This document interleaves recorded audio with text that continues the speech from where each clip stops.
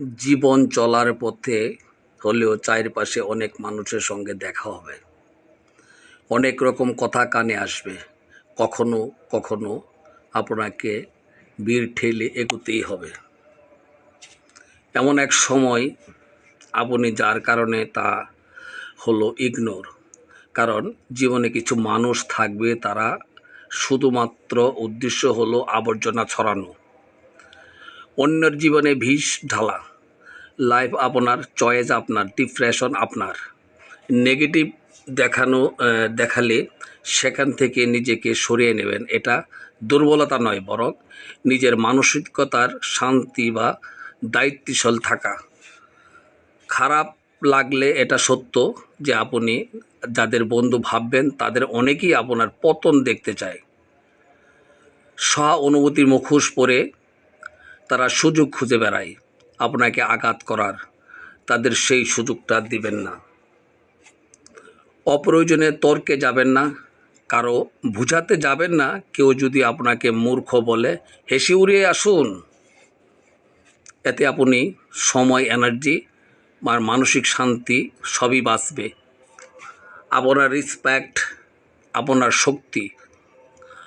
যারা জীবনটা সত্যি বুঝে তারা জানে কাকে রেসপেক্ট দিতে হয় আর কাকে এড়িয়ে চলতে হয়। সমালোচনা না করে ডুবে গিয়ে ভালো কিছু করুন। একটি ভালো বই পড়ুন, প্রিয়জনের সাথে সময় কাটান, ঘর সাজান, রং তুলি দিয়ে ক্যানভাসের মনের কথা ফুটিয়ে তুলুন, সিনেমা দেখুন, গান শুনুন, ছবি তুলুন,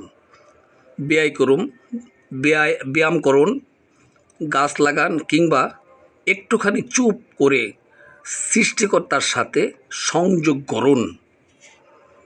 নিজেকে বাঁচান অপরিচিত মানুষের আগ্রাসন থেকে। আপনার জন্য আসল মানুষকে চিনে নিন। পরিবারের কাছে কিছু বন্ধুগণ যাদের সামনে আপনি আয়নার মতো স্বচ্ছ হতে পারেন, তাদের সঙ্গে মনের কথাগুলো ভাগ করুন। কারণ তারা আপনার ভালোটা চায় নাকি দুনিয়াকে অঞ্জনা ভাবুন, এবং দরকার হলে ঝেড়ে ফেলুন।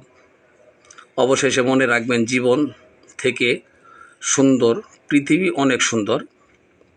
থেকে চলতে গিয়ে আগাছা ঝোপঝাড়ে থাকবে, কিন্তু আপনাকে বেছে নিতে হবে কোনটা পাশ কাটিয়ে এড়িয়ে যেতে হবে। সব কথাগুলোর উত্তর দিতে নেই, সব কিছু প্রতিক্রিয়া দিতে নেই। নিজেকে প্রমাণ করুন, দরকার নেই।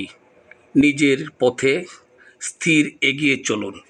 এটা হলো বাস্তবতা, এটাকে মেনে নিতেই হবে। অসংখ্য ধন্যবাদ। আমার ভিডিওটি ভালো লাগলে লাইক, কমেন্ট, শেয়ার করবেন।